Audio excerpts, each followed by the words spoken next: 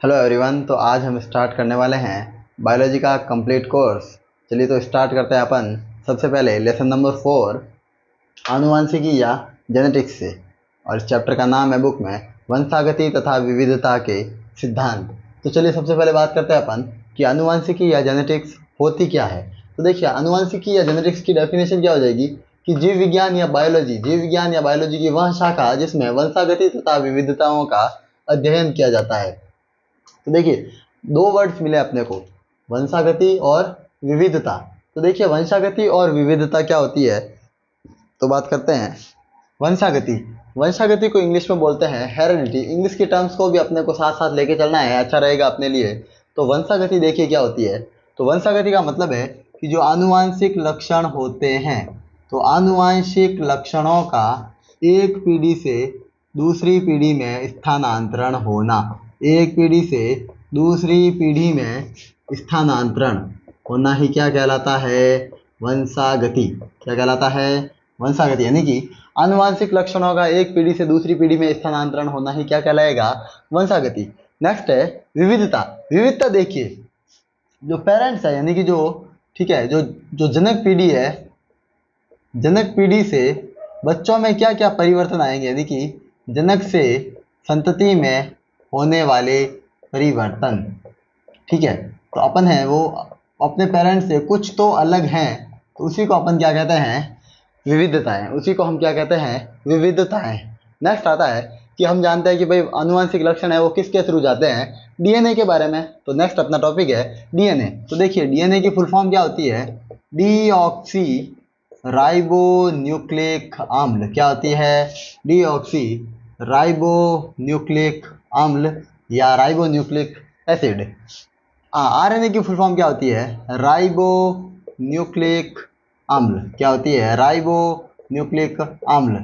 याद रखना है, अम्ल को बोलते हैं इंग्लिश में एसिड। तो अपन बोल सकते हैं राइबो न्यूक्लिक एसिड और डीऑक्सी राइबो न्यूक्लिक एसिड। अब अपन बात करते हैं कि डीएनए और आरएनए क्या होता है। तो डीएनए देखिए लगभग मैं वर्ड यहाँ पर यूज कर रहा हूँ, लगभग सभी जीवों में आनुवांशिक पदार्थ।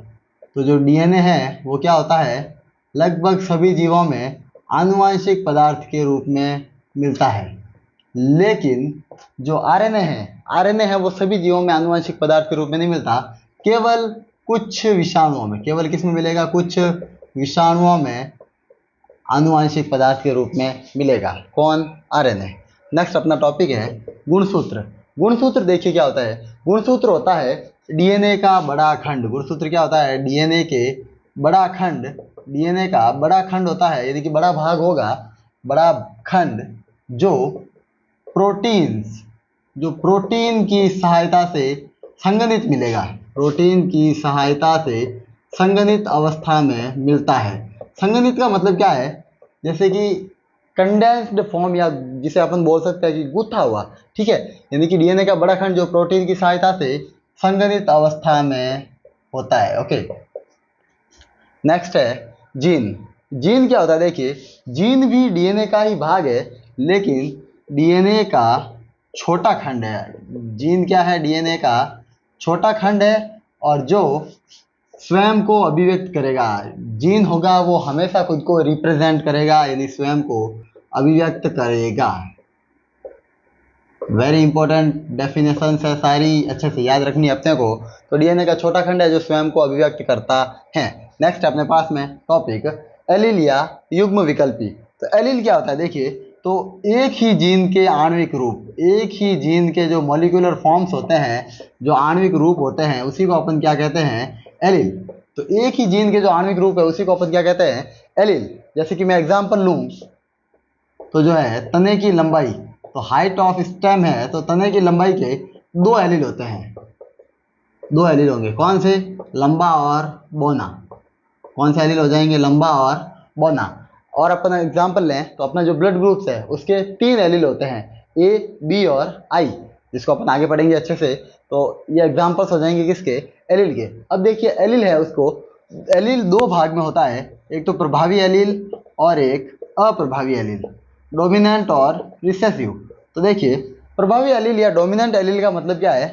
कि जो स्वयं को अभिव्यक्त करता है हर कंडीशन में, जो स्वयं को अभिव्यक्त करता है। ओके, और अप्रभावी की डेफिनेशन क्या हो जाएगी? जो प्रभावी की उपस्थिति में स्वयं को अभिव्यक्त नहीं करेगा। जब जब इसका बड़ा भाई होगा यानी कि प्रभावी एलील होगा, तब तक अप्रभावी एलील शांत रहेगा। प्रभावी की उपस्थिति में स्वयं को अभिव्यक्त नहीं करता। ओके, स्वयं को अभिव्यक्त नहीं करता है। हम समझ जाएंगे इससे कि अप्रभावी एलील है जो प्रभावी की उपस्थिति में स्वयं को अभिव्यक्त नहीं करेगा। नेक्स्ट है अपने पास में कि समयुग्मजी और विषमयुग्मजी। तो समयुग्मजी एलील किसे कहेंगे और विषमयुग्मजी एलील हम किसे कहेंगे? तो देखिए, सम का मतलब होता है समान, इंग्लिश टर्म्स है इसके लिए होमोजाइगस और हेटेरोजाइगस। तो समयुग्मजी है तो उसमें क्या होंगे कि समान प्रकार के एलील। क्या हो जाएंगे? समान प्रकार के एलील। जैसे कि और आगे भी विषम युग्मजी की डेफिनेशन क्या हो जाएंगी? असमान प्रकार के एलील। ओके, हाँ, एग्जाम्पल्स की अगर हम बात करें, कैपिटल टी ये क्या हो गया? समयुग्मजी।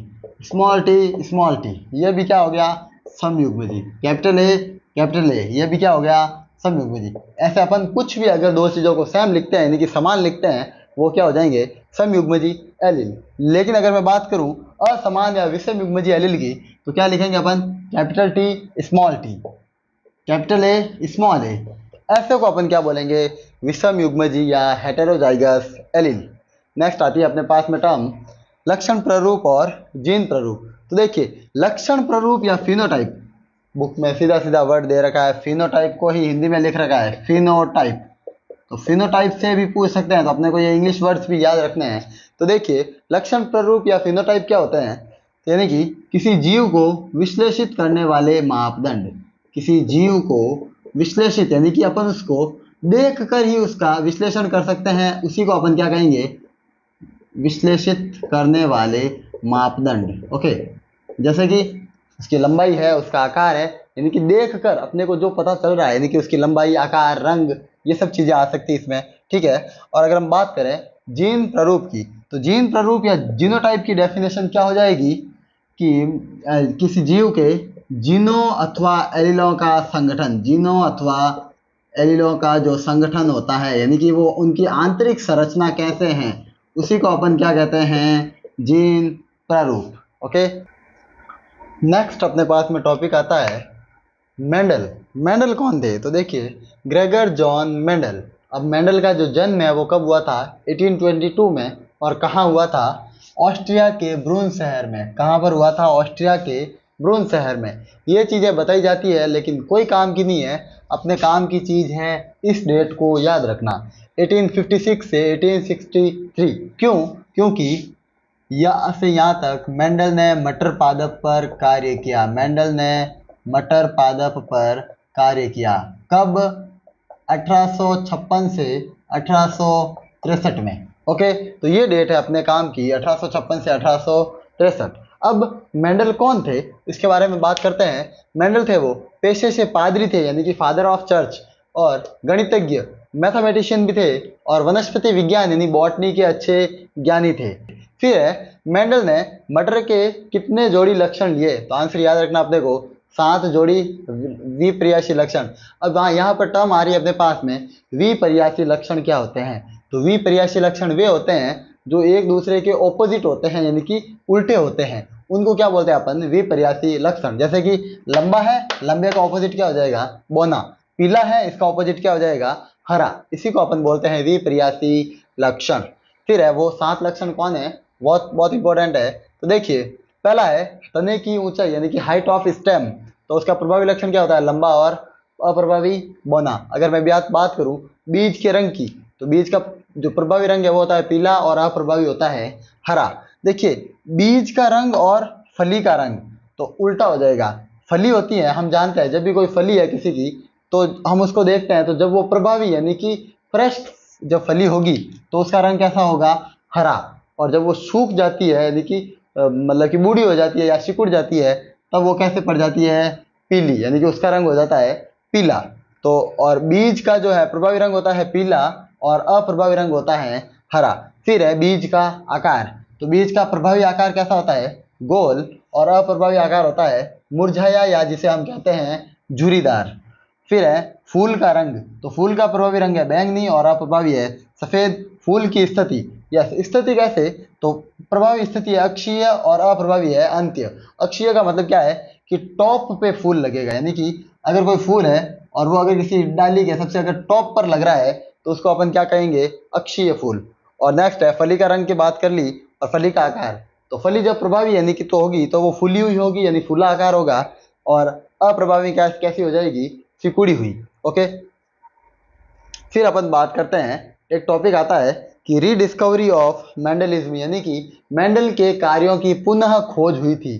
तो देखिए बात करते हैं, तो मेंडल के कार्यों की पुनः खोज करी थी 3 वैज्ञानिकों ने, जिनका नाम था एरिक वॉन शेरमार्क। हम लिख देते हैं इधर, ये 3 वैज्ञानिकों के नाम आपको याद रखने हैं। Erich von Tschermak, Erich von Tschermak, Hugo de Vries, कौन थे, ह्यूगो डी व्रीज, और थर्ड थे कॉर्ल कॉरेंस, कौन थे, कॉर्ल कॉरेंस।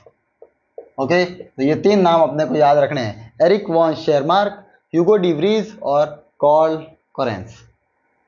तो मिलते हैं अपन अब नेक्स्ट लेक्चर में, तब तक के लिए बाय, थैंक यू।